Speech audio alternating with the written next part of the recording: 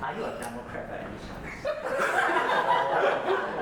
So that was my first awkward attempt to talk to a passerby on the streets of Washington, D.C.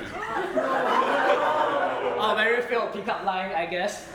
Yeah, so last year I visited the US for summer school in Berkeley. So like many of you here, I didn't really get a chance to go for exchange, to really immerse myself in a foreign culture for an entire semester. So I was just thinking that with the short amount of time I have, I think I really want to know and I'm really eager to know how are ordinary Americans living their everyday lives.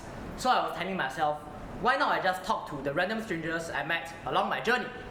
So today I'm here to share with you my top 3 picks on places to get started of interesting conversation with strangers. So I hope that through these stories you will get to appreciate this form of impromptu conversation in getting to explore a foreign culture, and also I want to share with you some perspectives of American life which we might not get to know through campus. So first choice, hostels. As we all know that hostels are usually the more preferred option for backpackers around the world. And usually in hostels, we get to meet a lot of travelers with vastly different backgrounds who are always ready to strike a conversation. So basically, I had this very interesting conversation I had in the hostel in Washington, D.C. So what I did was, I just walked into the common area, and I just vibe check. Then I just smile. Hi! How are you? I'm from Singapore. Where are you from? The US. Oh. Ohio. Yeah, so in this conversation, I met Lucy from Hawaii, Jeff from the state of Maryland, and also Maria from Brazil. So this Jeff is really cool. So Jeff is actually a blind film producer.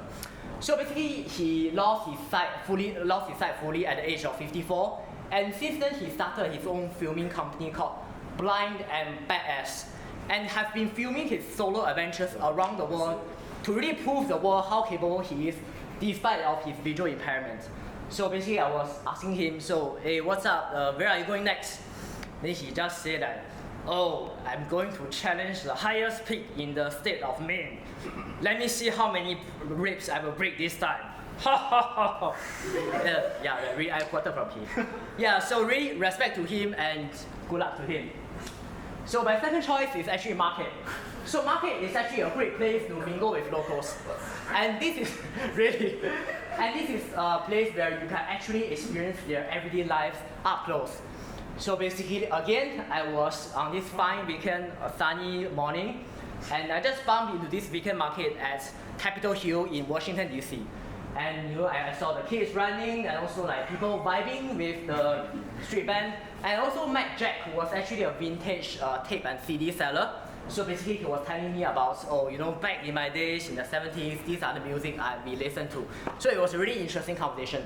And then I just walked past this lady in blue, and I have quite a felt pickup line because she was actually distributing some flyers, and so I just went to her. I'm like, oh hi, I'm from Singapore. This is my first time in the United States. What are you doing? Can you tell me more about it? Yeah, so actually she's not a Democrat. Yeah. don't learn from me. Yeah. And actually it's quite rude in the US to really ask a stranger like, what's your... Yeah, don't do that. Yeah. So apparently she's helping to rally for a candidate running for the DC Council at large. So this is the candidate. So apparently he actually worked in the DC government for 9 years, and he has been working extensively with the Singapore government for 5 years. So a lot of tea is coming from him actually. So I'm just asking him, oh, I'm from Singapore, what do you feel about the Singapore government? Yeah, and he's like, oh, very efficient, very technocratic. And basically he gave me a very interesting lecture of what he thinks Singapore is from the perspective of DC government. So that was quite interesting actually. I won't spill the tea, I guess. So lastly, cafe.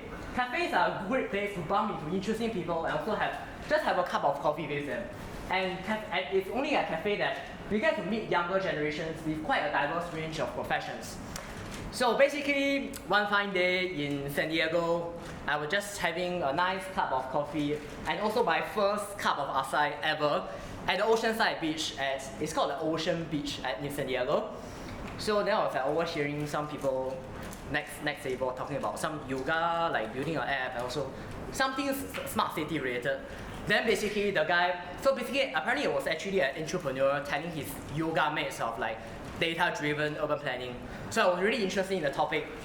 And I'm like, somehow I did this gush of emotion coming out from my guts. And then I'm just like, hey. Hi, how are you? But yeah, so no, I'm from Singapore and I'm from National University of Singapore studying computer science. Can I join your table for a sec? And they were actually quite open to that. Yeah, so that is where I met Tristan, who addresses himself as Mr. San Diego, and this guy is really hardcore on self-learning and also about pushing changes by connecting people. So basically, this guy graduated as I think undergrad in international relations, and actually he had his own studying methodology which helped him to like kind of learn about computer science and also nuclear